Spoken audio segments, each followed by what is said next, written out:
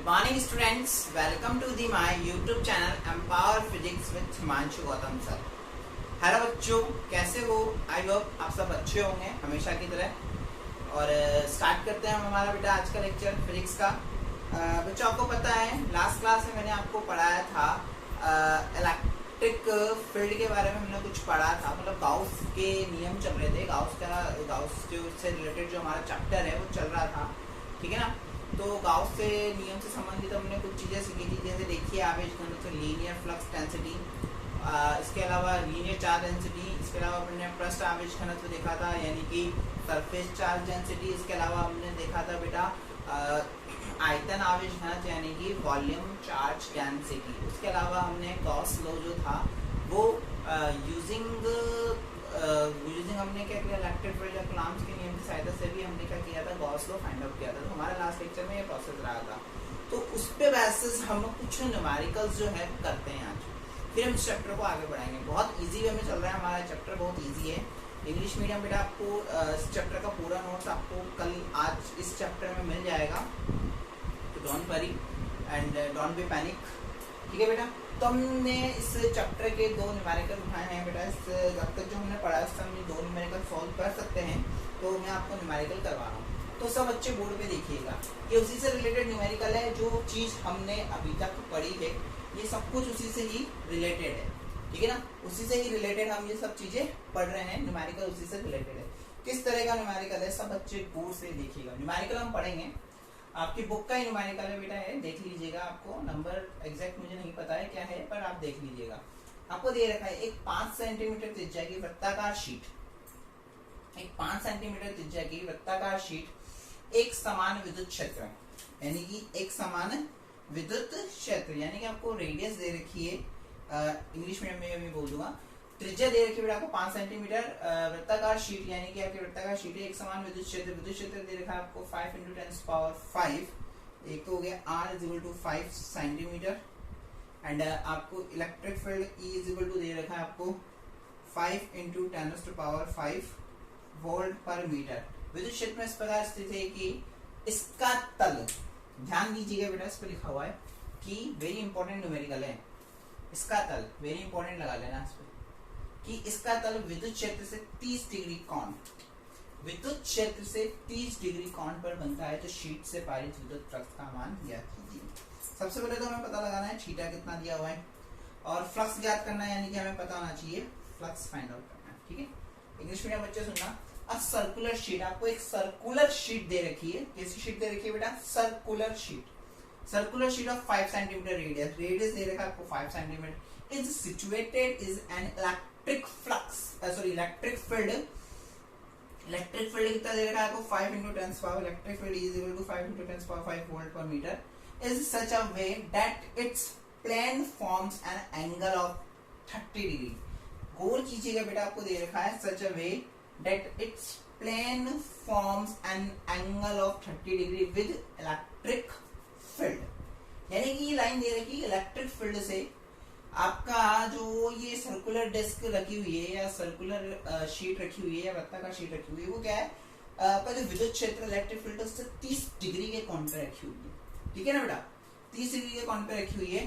तो find out electric flux passing through the sheet. तो sheet से जो इलेक्ट्रिक फ्लक्स पास हो रहा है हमें वो फाइंड आउट करना है। तो देखो उसको अपन कैसे समझेंगे, डायग्राम बनाता हूँ मैं इसको। देखो क्या हुआ, ये आपने मान लिया कि इस डायरेक्शन में हमारा इलेक्ट्रिक फील्ड है, ठीक है।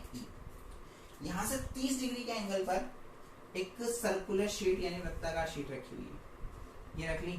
माना इनके बीच में जो एंगल बन रहा होगा कितना होगा, लेट अस कंसीडर, यहाँ से बना देते हैं।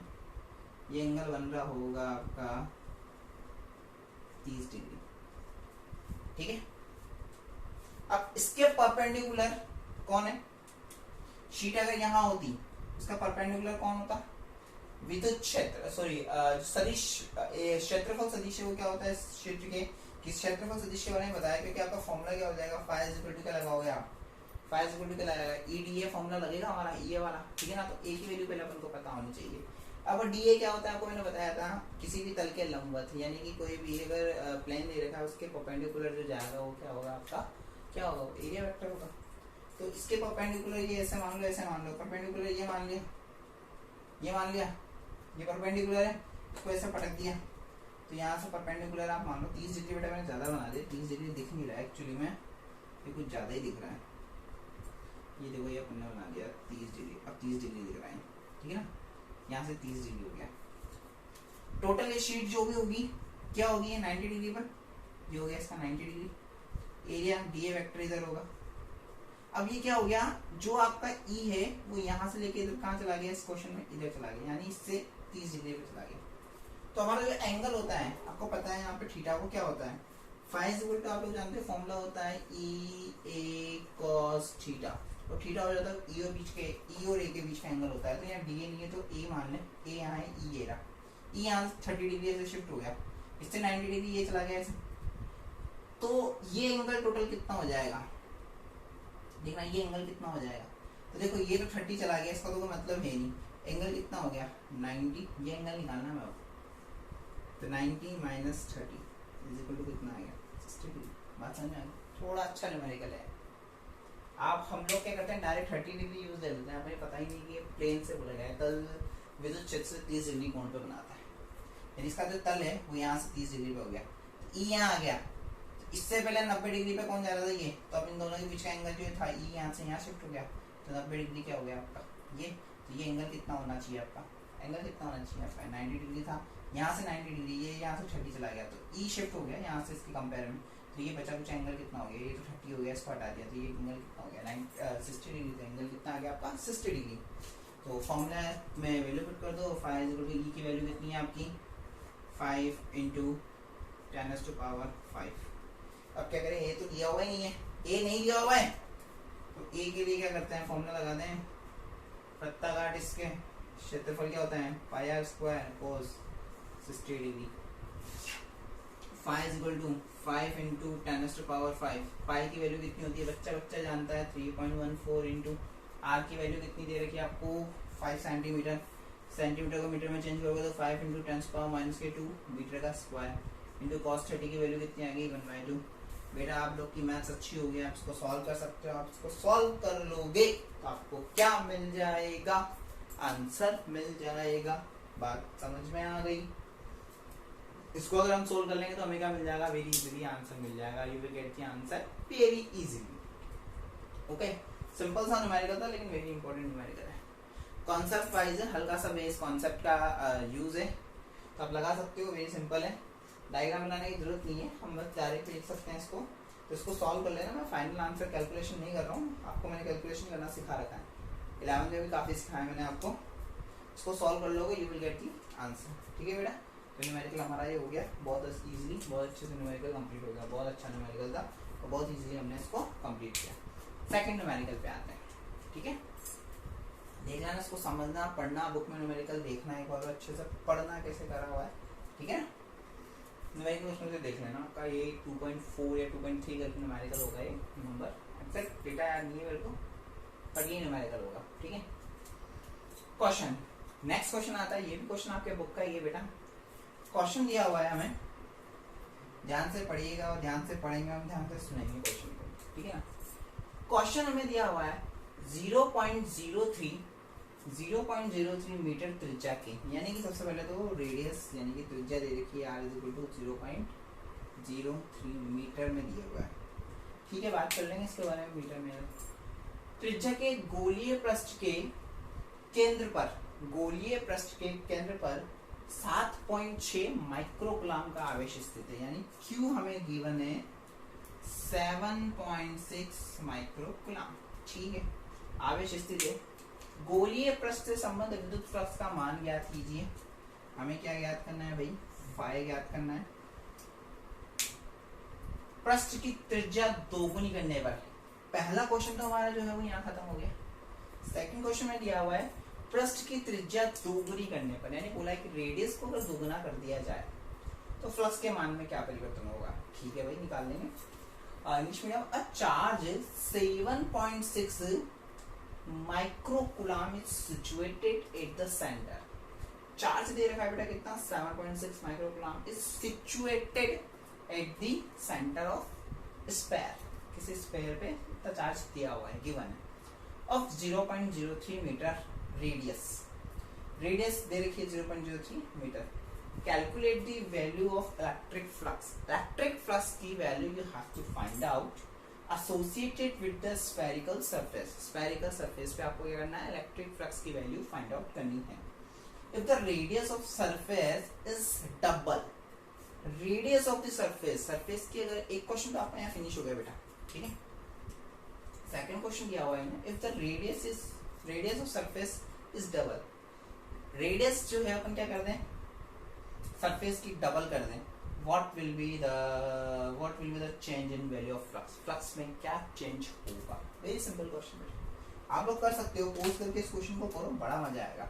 मुझे फाई निकालना है, फाई निकालने का मैं एक सिंपल सा फॉर्मूला जानता हूँ, phi is equal to Q upon epsilon naught. मेरे पास तो फॉर्मूला नहीं है, क्यू की वैल्यू मेरे पास कितनी है भाई, 7.6 इंटू माइक्रो हो गया 10⁻⁶ कूलम अपॉन एप्सिलॉन नॉट की वैल्यू हमें पता है कितनी होती है, 8.85 इंटू 10⁻⁻12। सब जानते हैं वैल्यू होती है इसकी, ठीक है। ये सब वैल्यू होती है, आप सब बच्चे जानते हो। अब क्या करना है अपन को, वैल्यू पुट कर दी, सब कुछ पुट कर दिए, क्या करना है, आंसर निकाल सकते हैं। क्या निकाल सकते हैं, आंसर निकाल सकते हैं। तो यहाँ से फाई का आंसर हमारे पास निकल करके आ जाएगा, कैलकुलेट करना है। अब तुम्हारे माइंड में आ रहा होगा सर रेडियस त्रिज्या काम ही नहीं है बेटा, दी हुई है पर हमारे काम ही नहीं है, हम क्या करें, हमने तो फ्लक्स निकालना था, निकाल लिया, हमने तो फ्लक्स निकालना था ना, निकाल लिया। अब हम क्या करें अगर नहीं आई तो रेडियस काम, हम क्या कर सकते हैं अगर रेडियस काम में नहीं आई तो। कोई दिक्कत यहाँ तक, किसी बच्चे को किसी प्रकार की कोई प्रॉब्लम हो तो बताओ, नहीं है तो ये 8.85 इंटू 10⁻12 आपका क्या आ गया बेटा, क्या गया आपका फाई यानी फ्लक्स निकल करके आ जाए, यहाँ से फ्लक्स निकल कर आ जाएगा, वैल्यू पुट कर दोगे तो जो भी वैल्यू आएगा सम डेटा कैलकुलेट कर लेना, आपके पास यहाँ पे डेटा निकल के आ जाएगा, फ्लक्स निकल जाएगा। सेकंड क्वेश्चन पे आते हैं, पृष्ठ की त्रिज्या दोगुनी करने पर फ्लक्स के मान में क्या वैल्यू होगा। पृष्ठ की त्रिज्या दोगुनी यानी कि आपके बोला कोई radius of surface is double. आप जानते हो कैसा भी, मैंने गाउस के नियम के कुछ महत्वपूर्ण तथ्य यानी इंपॉर्टेंट पॉइंट्स बताए थे, उससे बताया था कि गॉस लॉ को कोई फर्क नहीं पड़ता कि आपका जो आपने सरफेस लिया है, जो भी आपने पस लिया है वो कैसा है, वो उसके आकार व आकृति, शेप एंड साइज पर डिपेंड नहीं करता है। Is that clear? ये पॉइंट बोला था मैंने, शायद फर्स्ट पॉइंट यही बोला था, आपको बताया था गॉस लॉ में, गाउस के नियम में इंपॉर्टेंट पॉइंट्स महत्वपूर्ण तथ्य में कि यह पृष्ठ के आकार व आकृति पर निर्भर नहीं करता है, बताया था, याद है बेटा आप सबको, याद है ना। तो इसी प्रकार की ये चीज हमने इसी में बताई है कि ये किसी प्रकार के आकार व आकृति पर निर्भर नहीं करता है, और ये शेप पे निर्भर नहीं कर रहा है, डिपेंड नहीं कर रहा है। दैट मीन्स हम बोल सकते हैं कि जो हमारा आंसर हो जाएगा कि पृष्ठ की त्रिज्या दुगनी पर फ्लक्स के मान में क्या परिवर्तन होगा, फ्लक्स के मान में कोई भी परिवर्तन नहीं होगा, यानी फ्लक्स में कोई भी चेंज, किसी भी प्रकार का चेंज नहीं होगा। Is it clear? Radial surface double, what will be the change in value of flux, flux की वैल्यू में कोई भी चेंज नहीं होगा। सब बच्चे ध्यान से देख लीजिए इसको, दोनों क्वेश्चंस को एक बार।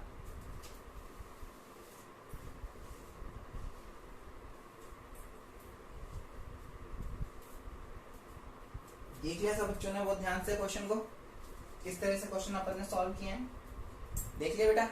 चलो हम इसको रफ करते हैं, आगे बढ़ते हैं आज की क्लास में। आज की क्लास बहुत अच्छी, बहुत इंपॉर्टेंट, बहुत ब्यूटीफुल क्लास होने वाली है हमारी, हर बार की तरह। इंटरेस्ट से पढ़ेंगे हम, बहुत मजा आएगा पढ़ने में।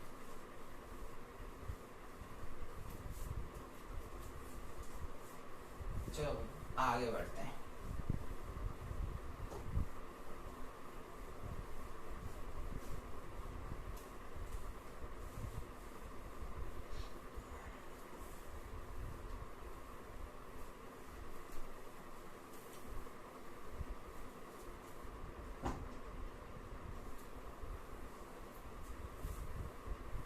हमने बोर्ड क्लीन कर दिया है बहुत अच्छे से, ठीक है बेटा। चलो हम आगे बढ़ते हैं अब कि आगे हम किस तरह से, आगे टॉपिक जो आता है बेटा, अच्छा टॉपिक है, बहुत ज़्यादा अच्छा टॉपिक है, ठीक है। हेडिंग का नाम है अनंत विस्तार के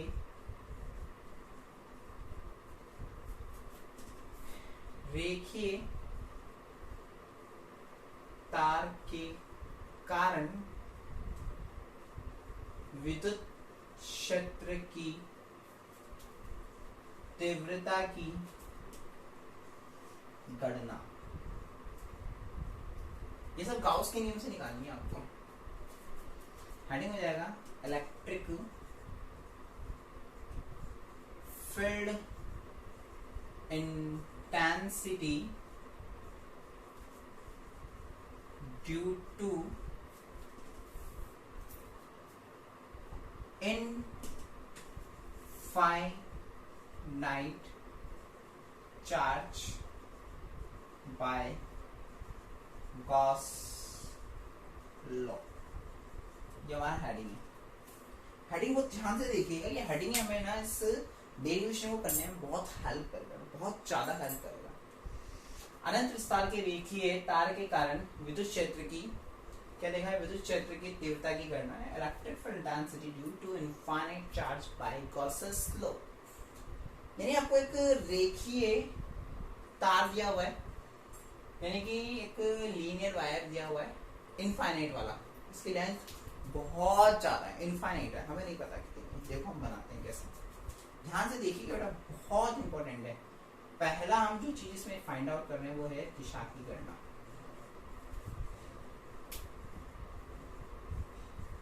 डायरेक्शन फाइंड आउट करना है हम सबसे पहले, किस केस में डायरेक्शन क्या होगी। वेरी वेरी इंपॉर्टेंट था, बहुत सिंपल चीज है और बहुत मतलब समझने में आएगी तो बहुत इजी है। मैं कैसे समझाऊंगा इसको, एक एक पॉइंट समझाऊंगा आपको। मैंने क्या किया, एक रेखीय वायर ले लिया, इनफाइनाइट तार ले लिया, देखो ये दिख रहा है सबको, ये इनफाइनाइट पे ले गया, इसको भी इनफाइनाइट पे ले गया, यहाँ इनफाइनाइट बना दिया, यहाँ भी इनफाइनाइट बना दिया, ठीक है।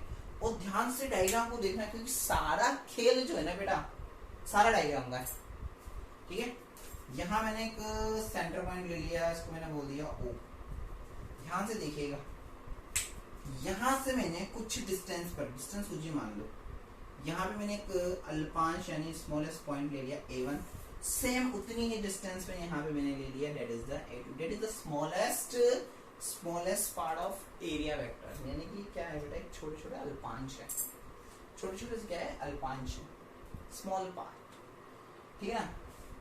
अब क्या किया हमने, हमें पता है कि इलेक्ट्रिक फील्ड इंटेंसिटी जब भी फाइंड आउट करनी होती है, कोई पॉइंट से अपन क्या समथिंग डिस्टेंस स्मॉल आर पे आगे बढ़ते हैं, वहां कहीं कोई पॉइंट लेते हैं, वहां पर हम क्या करते हैं, उस पे electric field intensity find out करते हैं। क्या करते हैं, हमें पता है बेटा, कोई बिंदु O ले लिया, O से स्मॉल आर दूरी पर, O से ये स्मॉल आर दूरी पे हम चले, ये स्मॉल आर दूरी पर कोई बिंदु ले लिया हमने P। यहाँ पे हमें क्या करना होता है बेटा, स्मॉल आर दूरी पर यहाँ पे हमें क्या करना होता है, इलेक्ट्रिक फील्ड इंटेंसिटी विद्युत क्षेत्र की तीव्रता की गणना करनी होती है। हमने इतना ही पढ़ा। अब देखो गणना करनी है तो क्या हो गया, इसका मैंने विद्युत क्षेत्र मान लिया, माना कितना है D1, इसका मैंने मान लिया अल्पांश है, छोटा है तो D2। विद्युत क्षेत्र इलेक्ट्रिक फील्ड मैंने मान लिया D1, क्योंकि क्या है स्मॉलेस्ट पार्ट है, ये भी क्या है स्मॉलेस्ट पार्ट है, तो उसको हो गया D2। अब A1 और A2 से यहाँ पे निकालना है तो क्या करना पड़ेगा, सबसे पहले इनको मिलाना पड़ेगा, कॉस मिलाना पड़ेगा बेटा, बिना मिलाया तो काम चल ही नहीं सकता। यहाँ से इन दोनों की दोस्ती करानी, तो कैसे दोस्ती करानी पड़ेगी, इन दोनों को मिलाना पड़ेगा, मिलाना तो पड़ेगा, मिलन तो कराना पड़ेगा। और फेसबुक तो है नहीं कि मैसेज भेजा और फ्रेंडशिप हो गई। आई बात समझ में, टेढ़ा हो गया यार, थोड़ा मजा नहीं आया डायग्राम में, रुक जाओ आप, सीधा डायग्राम बनाएंगे हम बिल्कुल। इसकी डिस्टेंस थोड़ी कम कर देते हैं ना, सीधा अपने आप बन जाएगा। P पॉइंट यहाँ ले लेते हैं हम, ठीक है। अब ये P पॉइंट पे ये गया, चला गया भाई सीधा, ऑलमोस्ट सीधा। और इसको मिलाएंगे, इसको मिलाने के लिए भी हमने ये निकाल दिया सीधा, आगे आ समझ में। और इस पॉइंट को हमने बढ़ा दिया इस तरह से कुछ आगे। ध्यान से देखना बेटा, बहुत इंपॉर्टेंट चीज है, बहुत बहुत इंपॉर्टेंट है। अब ये इलेक्ट्रिक फील्ड इधर गया तो ये तो क्या हो गया यहाँ पे D2, ध्यान से देखना, और ये क्या हो जाएगा आपका D1, बहुत इंपॉर्टेंट है। अब ये यहाँ से कुछ समथिंग एंगल बना रहा होगा, that is the angle theta, वो एंगल तो ये एंगल बना रहा थीटा, क्योंकि ये दोनों की डिस्टेंस सेम है तो दोनों के बीच का एंगल भी हम सेम होंगे। ये थीटा तो ये भी थीटा, ये भी थीटा, थीटा थीटा हो गया, थीटा थीटा हो गया बेटा। तो इसको अपन ने पी पॉइंट बोला हुआ था, पी पॉइंट बेचारा दब गया, इसको यहाँ ला लेते हैं अपन, पी पॉइंट ये रहा। इसकी डिस्टेंस अपन ने कुछ मान ली, that is the something something smaller, A1 से A2 की डिस्टेंस, ठीक है ना। ये हमने कुछ डिस्टेंस L1 L मान ली, A1 से लेके A2 तक। हमें क्या करना है, हमें ये पता होना चाहिए हमारा एंड क्या है, हम निकालना चाहते हैं डायरेक्शन है, दिशा की गणना करना चाहते हैं। जब हम इधर पहुंचे तो देखा इसके दो कंपोनेंट निकल के आ रहे हैं भाई, D2 के भी दो कंपोनेंट है, थीटा आ गया, यानी कि इधर जाना था, ये इधर जा रहा है, तो पॉसिबल ही नहीं है, कैसे जाएगा। एक D2 इधर जा रहा है, D1 जा रहा है, दो अलग अलग डायरेक्शन में जा रहे हैं, पॉसिबल नहीं है, दो अलग अलग डायरेक्शन, एक ही डायरेक्शन होगी। अब एक सिंगल डायरेक्शन निकालनी है, तो सिंगल डायरेक्शन निकालने के लिए क्या करना पड़ेगा, आपको याद होगा अपन ने एक डेरिवेशन किया था निरक्ष वाला, यानी इक्वेटोरियल वाला, कुछ याद आ रहा होगा आपको। अगर ये यहाँ से कुछ समथिंग एंगल थीटा बना रहा है, ये यहाँ से कुछ समथिंग एंगल थीटा बना रहा है, तो पहले तो क्या बात करें, दोनों का इलेक्ट्रिक फील्ड क्या होना चाहिए, विद्युत क्षेत्र दोनों का क्या होगा, समान होगा, क्योंकि सबकी डिस्टेंस वगैरह सारा डेटा सेम है। तो इसको भी मैंने डी बोल दिया, इसको भी मैंने डी बोल दिया, कोई दिक्कत वाली बात नहीं, दोनों इक्वल ही रहने वाले हैं। इसको भी डी बोल दिया, इसको भी मैंने डी बोल दिया। अब ये यहाँ से थीटा बना रहा था, ये क्षैतिज घटक हो गया, यानी हॉरिजॉन्टल कंपोनेंट हो गया। तो ये कंपोनेंट क्या हो जाएगा, D2 का क्या हो जाएगा, DE2 cos थीटा। इसका कंपोनेंट क्या हो जाएगा, सेम ऐसे तरह, ये इसका हॉरिजॉन्टल क्षैतिज से बना रहा है, तो क्या हो गया, DE2 हटाई देते ना अपन ने, इसको E मान लिया, तो DE क्या हो गया, ये भी cos थीटा। इसका परपेंडिकुलर कंपोनेंट यानी कि लंबवत घटक क्या हो जाएगा भाई, DE sin थीटा। इसी प्रकार इसका भी एक लंबवत घटक हो जाएगा, ये जो हो जाएगा DE sin थीटा। अब देखो जैसे अपन ने ये सब चीजें फाइंड आउट करी, तो हमें कुछ बहुत अच्छी चीज निकल कर आई है हमारे पास एक बहुत अच्छी सी चीज निकल कर आई है। और क्या है, देखो ना बेटा सब बच्चे, एक मिनट देखो मैं आपको दिखाता हूँ चीज क्या निकल कर आई है हमारे पास। कि ये D2 ये D1 था, जो कि DE हो गया, क्योंकि इनका इलेक्ट्रिक फील्ड क्या था, सबका सेम था, यानी कि विद्युत क्षेत्र सबका समान था। तो क्या हुआ, जब हमने इसके थीटा कंपोनेंट भी ले लिए, सब कुछ कर लिया, तो जब इसके कंपोनेंट आए D cos थीटा, इसका भी D cos थीटा, इसका लंबवत घटक D sin theta, D sin theta, तो D sin थीटा घटक जो था, ये वाला घटक और ये वाला घटक, यानी ये दो कंपोनेंट, देखो परिमाण यानी का मैग्नीट्यूड जो है, परिमाण समान है, D sin theta D sin theta, लेकिन इनकी डायरेक्शन क्या है, अपोजिट, यानी विपरीत। डायरेक्शन अपोजिट होने के कारण क्या होगा, D sin थीटा इधर, D sin थीटा इधर, दोनों में को खींच रहे हैं, दोनों एक दूसरे को कैंसिल कर देंगे, रिजल्ट कितना आ जाएगा भाई, 0। यानी ये वाला कंपोनेंट इस कंपोनेंट को कैंसिल कर देगा, कैंसिल करते ही ये कंपोनेंट कैंसिल, रिजल्ट कहाँ आ गया, ये वाला कंपोनेंट पे चला गया, रिजल्ट हमारा कहाँ चला गया, इस वाले कंपोनेंट पे चला गया। यानी कि हम बोल सकते हैं कि इसकी जो फाइनल डायरेक्शन जो है, अब दोनों के कारण सिर्फ एक आ रही है, that is the D cos theta, D cos theta इस डायरेक्शन में आ रही है। तो इसको मैं एक M पॉइंट बोल देता हूँ। तो इसकी जो डायरेक्शन होगी वो क्या होगी, O से M। अगर M नहीं भी मानते हैं, अगर हम P रहने देते हैं, तो क्या बोल सकते हैं, O से P। यानी कि इसकी जो डायरेक्शन होगी जो हमें निकालनी थी, वो सिंपली क्या आ गई, O से P बोल दो या O से M बोल दो, खत्म, डायरेक्शन निकल कर आ गई। ये सब चीजें अपन थ्योरी में लिखेंगे। बेटा एक क्वेश्चन भी 4 मार्क्स में आता था, डायरेक्शन निकालने के बाद इनका डेरिवेशन आ जाता था, जो कि हम अभी करेंगे, हम करने जा रहे हैं डेरिवेशन को। पर डायरेक्शन निकालने के लिए डायग्राम वगैरह सब बनाना बहुत इंपॉर्टेंट होता है। बात समझ में आ रही है, बात समझ में आ रही है, ठीक है बेटा, बहुत क्लियर से समझ में आ गई। तो ये हमारा क्या था बेटा, डायरेक्शन था, दिशा की गणना करनी थी, तो दिशा की गणना हमने कर ली। कुछ इस प्रकार से हमने डायरेक्शन निकाली इसकी, और वेरी सिंपल था कि हमने क्या मैंने ऐसे एक चीज़ ली है, मैंने आपको सब बहुत अच्छे से क्लियर करके बताया है कि एक एक चीज़ मैंने कैसे ली है। आ गई बात समझ में, चलो डायरेक्शन निकाल गई। अब इसको डेरिवेशन में आगे बढ़ते हैं, इसको मैं रफ कर रहा हूँ, हेडिंग में डाल देता हूँ बेटा, क्योंकि मेरे को थोड़ा स्पेस ज़्यादा चाहिए अभी, कि जब भी डेरिवेशन करना होगा स्पेस तो बोर्ड को चाहिए ही सही। ये लो हमने इसको रफ कर दिया। ये ध्यान रखना है, ये आगे के दो जो अपन डेरिवेशन पढ़ेंगे उसको भी सेम एल्जेब्रा को बनाना पड़ेगा। लिटिल बिट चेंज है, थोड़ा सा चेंज होगा, तो मैं आपको बता दूंगा क्या होगा, बट हमें ये तो करना ही पड़ेगा। Is it compulsory? It is compulsory. ठीक है बच्चों, हाँ अब अपन को निकालना है, अपन को क्या करना है, परिमाण की गणना करनी है। परिमाण दैट मीन्स हमें क्या निकालना है, वो मैग्नीट्यूड। वेरी वेरी इंपॉर्टेंट, यहाँ से थोड़ा इंपॉर्टेंट चीज हो जाती है समझना। हमें पता है हम क्या निकाल रहे हैं, अनंत विस्तार के रेखीय आवेश घनत्व के कारण विद्युत क्षेत्र की तीव्रता की गणना कर रहे हैं। तार कैसा है अपना, इन्फिनिटी वायर है। तो देखो अब देखना डायग्राम कैसे बनता है नया। एक हम नया डायग्राम बनाने वाले हैं। एक इन्फिनिटी वायर ले लिया मैंने, बहुत ध्यान से देखना बेटा, बहुत ज्यादा ध्यान से। अब हम क्या कर रहे हैं, इस वायर जिसकी लेंथ कितनी है, ऑब्वियसली स्मॉल है, लेंथ कितनी है इसकी, स्मॉल है, इसको प्लस चार्ज हमने क्या किया है, आवेशित कर रखा है, यानी इसको चार्ज अप किया। अब क्या हो रहा है बेटा, अपन क्या करते हैं यहाँ पे एक गाउसीय पृष्ठ की कल्पना करते हैं, इमेजिन करना पड़ेगा यहाँ पे हमें गाउसीय पृष्ठ की, गाउस का नियम में अपन ये सब पढ़ रहे हैं, तो हमें गाउसीय पृष्ठ की कल्पना करेंगे। क्यों? क्योंकि गाउस का नियम कुछ समथिंग समथिंग पृष्ठ पे लगेगा, तो सही जब तक पृष्ठ नहीं होगी हम गाउस का नियम नहीं लगा सकते। यानी गाउसियन सरफेस की हम क्या करेंगे बेटा, इमेजिन करेंगे, क्योंकि बिना गाउसियन सरफेस के हम इसको आगे नहीं बता सकते। गाउस लॉ हमें लगाना होगा तो वहाँ पे हमें गाउसियन सरफेस की रिक्वायरमेंट होगी। तो हम क्या करेंगे, इसके एक आसपास यानी इसके नियर बाय हम एक गॉसियन सरफेस है, हम जो इमेजिन करेंगे। अब देखो उसके लिए इमेजिन कर रहे हैं हम एक गॉसियन पृष्ठ की कल्पना कर रहे हैं। वो पृष्ठ कैसी होगी देखना, जिसमें ये आ जाए। ये बेटा मैं नहीं कर रहा हूँ, खुद मेरे मन से। ये जब ये डेरिवेशन बनाए गए थे, जब ये स्टडियाँ करी गई थी, तब ये कुछ इस प्रकार से कल्पना हुई थी, और एक कल्पना होने के बाद इन्होंने करके छोड़ दी और हम पढ़ रहे हैं इन कल्पनाओं को, ठीक है ना। तो ये गॉसियन पृष्ठ की एक कल्पना करी गई है, जो कि वो कुछ इस प्रकार से करी गई है, जो कि आपको मेरे ख्याल से आपके माइंड में आ गया, एक बैलेंस जैसा दिख रहा है, कॉस एक सिलेंडर जो है वो दिख रहा है। तो एक गॉसियन पृष्ठ बन गया जिसकी आपके कल्पना करी है। ये गॉसियन पृष्ठ है, वेरी वेरी इंपॉर्टेंट बेटा, बहुत ज्यादा इंपॉर्टेंट है। डायग्राम सबसे इंपॉर्टेंट है। फिजिक्स के अंदर जो डेरिवेशन होते हैं ना, वो कुछ नहीं होते।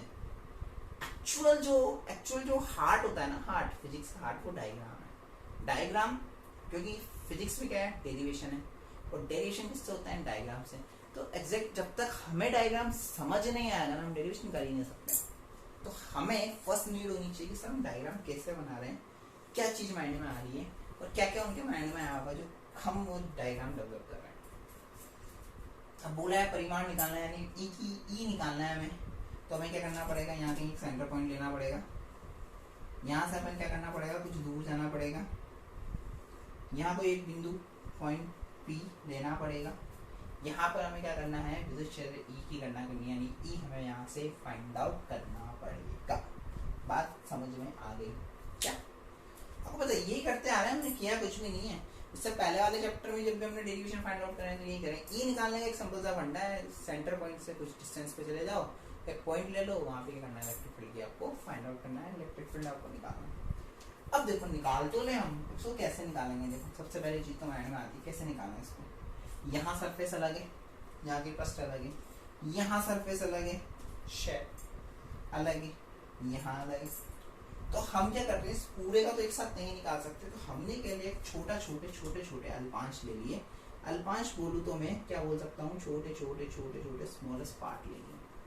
स्मॉलेस्ट पार्ट ये ले लिए, एक स्मॉलेस्ट पार्ट मैंने ये ले लिया, एक स्मॉलेस्ट पार्ट मैंने लिया। तीनों का शेप अलग है। यहाँ इलेक्ट्रिक विद्युत क्षेत्र, यहाँ विद्युत क्षेत्र, यहाँ विद्युत क्षेत्र होगा।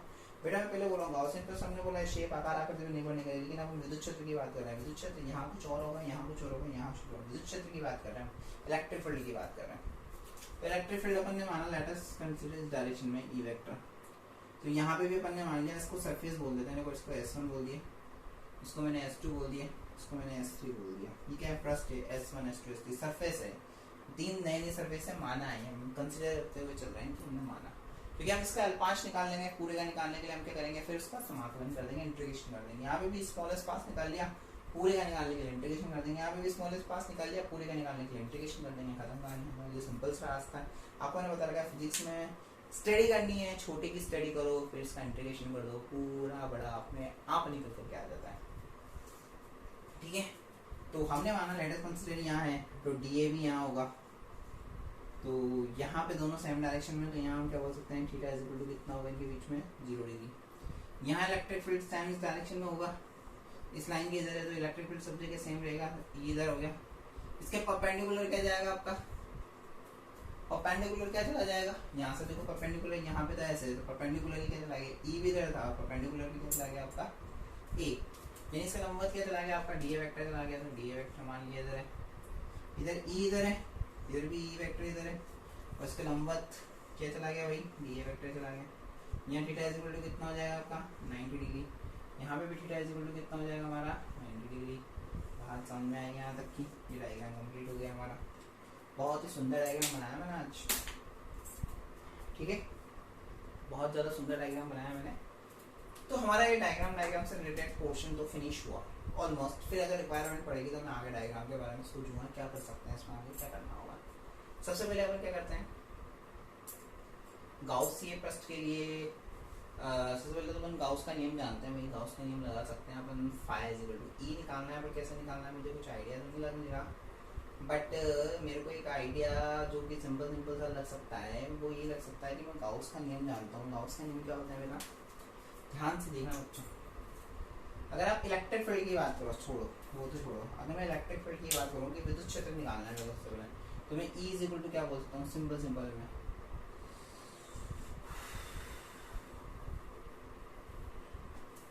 सॉरी, सबसे पहले उनको फाई निकालना है, फाई इज इक्वल टू क्या बोल सकता हूँ मैं, ई vector dot D A vector बोल सकता हूँ। L5 है, ठीक है, बोल दिया डी फाई, और शायद मैं इसको d phi is equal to E vector dot D A vector बोल सकता हूँ, बहुत इजीली बोल दूंगा कि मेरे को फाई निकालना है, ई वेक्टर फ्लक्स है मेरा, फ्लक्स इसमें से ही गुजरेगा, ऐसे ही गुजरेगा फ्लक्स, तो d phi is equal to E vector dot D A vector बुला लिया मैंने। इलेक्ट्रिक फ्लक्स का फॉर्मूला हमने पढ़ा है, इलेक्ट्रिक फ्लक्स का ई vector dot D A vector, ठीक है। तो हम इसको कैसे लिख सकते हैं बेटा, संपूर्ण के लिए निकाल रहे हैं तो सिंपल से वे में फाई इज इक्वल टू, मैं इसकी थ्योरी नहीं लिख रहा हूँ, इसको अपन लिख सकते हैं close surface integral E vector dot D A vector, ध्यान से देखना, ऐसा लगा लिया सरफेस क्लोज, ठीक है। ये हो गया इसका टोटल फ्लक्स क्या होना चाहिए, phi is equal to close surface integral E vector dot D A vector. अब अपन क्या कर सकते हैं, इसकी जो सरफेस है वो एक ही है, इसकी जो पृष्ठ है वो एक ही है, नहीं अलग अलग है, S1 है, S2 है, S3, तो हम इसको क्या बोल सकते हैं, इस गाउसीय पृष्ठ को हम 3 पृष्ठों से मिलकर बना मान सकते हैं। यहाँ लाइन लिखेंगे हम बकायदा, आपको ये थ्योरी है मैं नोट्स में लिख के दूंगा। क्या बोल सकते हैं, उपरोक्त पृष्ठ को हम उपरोक्त गाउसीय पृष्ठ को हम 3 पृष्ठों से मिलकर बना मान सकते हैं, यानी कि let us consider the above surface, let us consider the above surface are mapped with the 3 individual surface, ठीक है। तो वो सरफेस क्या हो सकती है, हम क्या लिखेंगे, phi is equal to close surface integral S1 E vector dot D A vector, diagram derivation समझना बहुत अच्छा है, प्लस सेकंड सरफेस क्या आ गई, close surface integral S2 E vector dot D A vector, plus close surface integral S3 क्या आ गई, E vector dot D A, 3 surface आ गई, 3 पृष्ठ आ गई, S1 S2 S3, इससे अपन क्या कर सकते हैं, इसको मिलकर बना हुआ मान सकते हैं, ठीक है। अब क्या करेंगे, डॉट हटाएंगे तो क्या आएगा, cos थीटा आएगा, S1 ई डी ए cos theta plus close surface S2 ई डी ए cos थीटा प्लस S3 ई डी ए cos थीटा, ठीक है। अब S1 पे थीटा की वैल्यू कितनी है, 0 डिग्री, तो मैंने क्या बोल दिया, S1 पे जो थीटा हो जाएगा हमारा कितना हो जाएगा, theta is equal to 0 degree. Next step हम पुट करेंगे, पर मैं एक स्टेप थोड़ा सा भूख लग रही है, मैं खा रहा हूँ, ठीक है ना। सेकंड स्टेप में S2 पे थीटा इज इक्वल टू कितना हमारा 90 डिग्री, और S3 पे भी थीटा इज इक्वल टू कितना हमारा 90 डिग्री। बात को समझ लेना, वेरी सिंपल बात है, पर समझ लेना, बहुत ही ज्यादा सिंपल है। Theta is equal to 0 degree 90 degree 90 degree, ठीक है। बच्चा जानता है थीटा इज इक्वल टू अगर 90 डिग्री होगा तो रिजल्ट कितना आएगा, 0। cos 90 कितना होता है, 0, कितना होता है, 0। इधर भी theta is equal to 90 degree होगा तो रिजल्ट कितना आ जाएगा, 0, और theta is equal to 0 degree पे क्या आता है, 1, तो रिजल्ट क्या आ जाएगा, phi is equal to close surface integral S1 E D A, ये हो गया 1, ये हो जाएगा 0 + 0, यानी फाइनल रिजल्ट क्या बोल सकता हूँ मैं, close surface integral E D ए। अब मैं अगर S1 ई भी लिखूँ तो भी चल जाएगा, कोई दिक्कत नहीं, देख सकता हूँ। जब वो रिजल्ट खुद ब खुद निकल कर आया, मैंने कुछ नहीं किया, मैं तो बस डायग्राम के अकॉर्डिंग चला। अब नाउ या अब फ्रॉम गॉस लॉ, यानी गाउस की नियम से, यहाँ लिखेंगे अपन गाउस की नियम। गाउस का नियम क्या कहता है बेटा, फाई इज इक्वल टू, याद करो बच्चा आंख बंद करके याद करेगा गाउस का नियम, phi is equal to summation Q upon epsilon naught. याद करो याद करो याद करो, पता है आपको, phi is equal to summation Q upon epsilon naught होता है। इस यहाँ बोल सकते हो बेटा, यहाँ क्यू समेशन क्यू कितना है आपका, क्यू है, तो फाई इज इक्वल टू कितना मिल रहा है, यहाँ क्यू रखेंगे तो क्यू अपॉन एप्सिलॉन नॉट। इस फाई की वैल्यू उठा करके यहाँ पुट करेंगे हम, देखना बहुत सिंपल डेरिवेशन है। यहाँ वैल्यू पुट कर देंगे, क्या आ गया, Q upon epsilon naught is equal to close surface integral D है। देख लो ये तो रह गया ई डी ए, बात समझ में आ गई। Q upon epsilon naught is equal to close surface integral E D A, इसमें पुट किया है। अब सब जगह देखो इलेक्ट्रिक फील्ड क्या है, समान है, हर जगह विद्युत क्षेत्र क्या रहने वाला है, एक समान रहने वाला है। तो यहाँ पे ई को क्या कर सकते हैं हम, बाहर निकाल सकते हैं, Q upon epsilon naught is equal to क्या है, ई बाहर आ गया, क्या रहेगा, क्लोज सरफेस इंटीग्रल डी है। और क्या बोल सकते हैं हियर, ये यहाँ close surface integral D A की वैल्यू कितनी हो जाएगी बेटा, बेलन का क्षेत्रफल कितना होता है आप सब जानते हो या जानते होंगे, 2πr_l।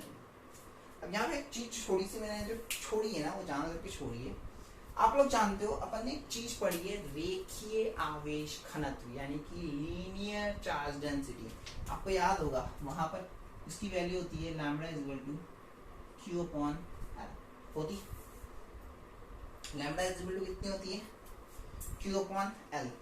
तो यहाँ से हम क्यू की वैल्यू निकाल सकते हैं, क्यू कितना आ गया आपके पास, लैम्बडा एल आ गया। अब इस क्यू को उठा करके अपन यहाँ रख दें, फाई हमें कितना मिल रहा है, lambda L upon epsilon not. और ये ही लैम्बडा की फाई की वैल्यू, यानी क्यू की वैल्यू लैम्बडा एल अपन यहाँ रख देंगे। अब देखना कितना आप इसको इंटरेस्टिंग बना रहे हैं, बहुत इंटरेस्टिंग बन रहा है, इंटरेस्टिंग प्लस इजी। सबसे पहले तो क्यू की जगह ये सब वैल्यू पुट कर रहा हूँ, क्यू की जगह मैंने क्या लिख दिया, लैम्बडा एल लिख दिया मैंने यहाँ पे, लैम्बडा एल पढ़ा है बेटा लास्ट क्लास में हमने यही पढ़ाया था, ध्यान से देखना, इसको ध्यान नहीं हो लास्ट क्लास में कॉपी नोट्स, अगर नोट्स का अगर करे हो नहीं, नोट्स कॉपी में होने चाहिए। जिस दिन मैं क्लास में आ गया, हर बच्चे का एक एक नोट्स चेक करूंगा मैं सबसे पहले, बाद में हम इसको आगे बढ़ेंगे। हर एक बच्चे की कॉपी में नोट्स कंप्लीट होने चाहिए, हिंदी मीडियम हो चाहे English medium. Lambda L upon epsilon not, यहाँ पे आ गया आपका सीधा सीधा ई, इसकी वैल्यू कितनी लिखी अपन ने, 2πrl वैल्यू पुट कर दी भाई, देख लो। अब जो मर रहा है उसको मार दो, एल से एल मर गया, बस इतना ही मर पाया, क्या कर सकते हैं। तो यहाँ से E इज इक्वल टू, ई निकालना है बेटा, इलेक्ट्रिक फील्ड की गणना करनी है अपन को, यानी विद्युत क्षेत्र की गणना। E इज इक्वल टू क्या आ जाएगा, यहाँ आ गया 1/2π epsilon naught lambda upon r, देख लो शायद ये आएगा। अब क्या किया अपन ने, इस इक्वेशन को जो आया है E is equal to 1/2π epsilon naught lambda upon r, वैसे सॉल्यूशन निकल कर आ गया। और अपन क्या कर रहे हैं, इसको 2 से मल्टीप्लाई कर रहे हैं, 2 से मल्टीप्लाई यानी कि गुणा कर रहे हैं। अगर हम इसको 2 से मल्टीप्लाई करेंगे तो देखो क्या रिजल्ट होगा, मल्टीप्लाई गुणा व भाग कर रहे हैं, वो भाग यानी कि डिवाइड भी दे रहे हैं, क्या कर रहे हैं, डिवाइड भी कर रहे हैं, मल्टीप्लाई एंड डिवाइड कर रहे हैं। तो देखो क्या हो जाएगा, E is equal to, multiply करो पहले 2 लैम्बडा अपॉन डिवाइड करो 2 से, तो 2 × 2 4 पाई एप्सिलॉन नॉट r। बच्चा जानता है 1/4 पाई एप्सिलॉन नॉट किसकी वैल्यू होती है, k की। तो हम यहाँ से क्या लिख सकते हैं, E is equal to 2 1/4 pi epsilon naught, 1/4 pi epsilon naught को क्या बोल सकते हैं, k लैम्बडा अपॉन में करेगा r। ये आ गया हमारे पास सॉल्यूशन, इस डेरिवेशन का फाइनल रिजल्ट निकल के आ गया। फाइनल फाइनल रिजल्ट निकल के आ गया, यानी E इज इक्वल टू अपने पास है 2k लैम्बडा अपॉन r। इस पूरे का सोल्यूशन ये आया, E is equal to 2k lambda upon r। Very easy, very very easy, ठीक है। अब क्या करें अपन, डायग्राम से काम बेटा खत्म हो गया, इसलिए मैंने रफ कर दिया इसको। रिलेशन फाइनल रिजल्ट निकल करके आ गया। अब क्या कर सकते हैं अपन, ग्राफ की बात कर लेते हैं बेटा। Graph very very important physics के अंदर। ग्राफ E और पहला बना लेता है R के बीच में। बच्चा जानता है E और R के बीच में क्या रिलेशन है, E inversely proportional to R, यानी E विद क्रमानुपाती है स्मॉल r के। स्मॉल r विद क्रमानुपाती का ग्राफ कैसा आता है, चंदा मामा। कैसा आता है चंदा मामा, चांद की तरह आता है। कैसा आता है, चांद की तरह।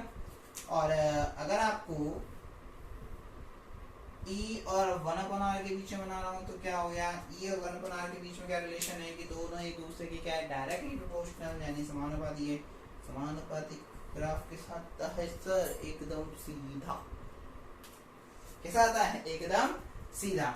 ये सीधा इसका ग्राफ आ गया, ठीक है। तो ये हमारा अनंत विस्तार के रेखीय आवेश घनत्व के कारण आपके क्या निकल के आ गया, विद्युत क्षेत्र इलेक्ट्रिक फील्ड निकल के आ गया। Electric field intensity due to infinite charge by Gauss's law. कितना इजी डेरिवेशन था, ठीक है।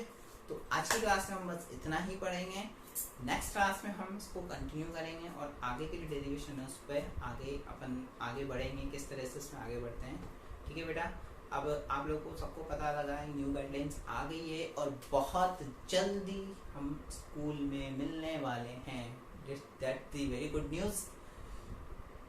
As soon as possible we are get together at the school, in our school.